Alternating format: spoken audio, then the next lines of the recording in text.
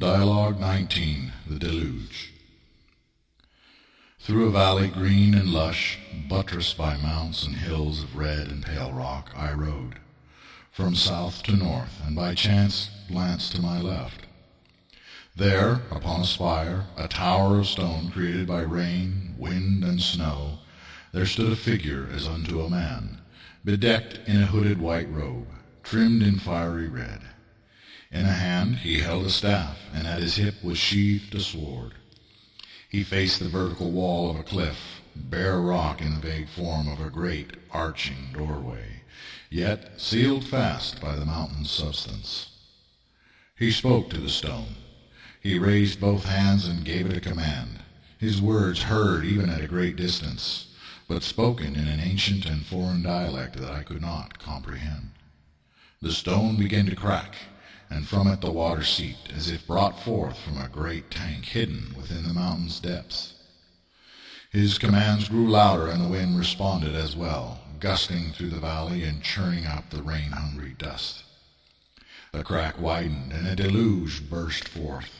The crack spread, and the mountain itself gave way, as if in a volcanic explosion. The entire valley bucked and shook. The sound was almost deafening, as each neighboring peak gave way, and geysers of vapor and great tumults of water shot into the sky, and began to race down in rivers to fill the valley. I fled with companions from this flood up into the hills at the far end of the valley's length. Yet many looked back, paused, hesitated, and turned back in fear for the loved ones or possessions that might be lost, and in so doing were swept away by the great waves that rushed through the lower lands. I entered a vehicle with two companions, and we stayed just ahead of the raging waters. But before us lay a confused and convoluted maze of roads and byways. The roads led here and there to camps in the heights that were temporary at best, and I determined for myself and for my companions that we should stay upon the main route, straight north, toward an unknown destination. Yet many, if not most of those who had survived the deluge, fled instead down winding paths that led to dead ends and temporary camps, hoping to return one day to the valley should the floodwaters recede at last. In time we came to a village, pleasant and old, where life seemed slow and contentedly simple. One of my companions, she who drove, chose to enter that place of refuge at the end of the main road, and there to dwell in peace and safety among people of fair and mild disposition. Yet I, and the one fellow left to me, chose instead to enter a tunnel we saw at the entrance to the village, and with torches in hand delved into the darkness within.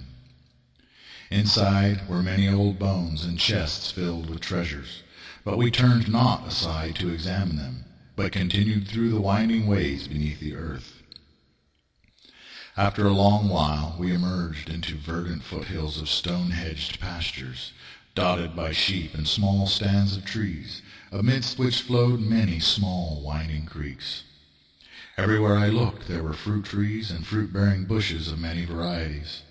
There, too, were birds and wild animals, gentle their dispositions, going about their various sorts of business. Few were the people, save an occasional shepherd, and yet for me was a cottage, as if awaiting my arrival, all that I needed within it, and not a thing lacking. My remaining companion disappeared, seeking his own way, but there I lingered in my own proper place. So ends the dialogue of Uriah. Turn not aside, be not snared by anything less than what can be reached. Fairest pastures await those who endure to the end. Amen and amen.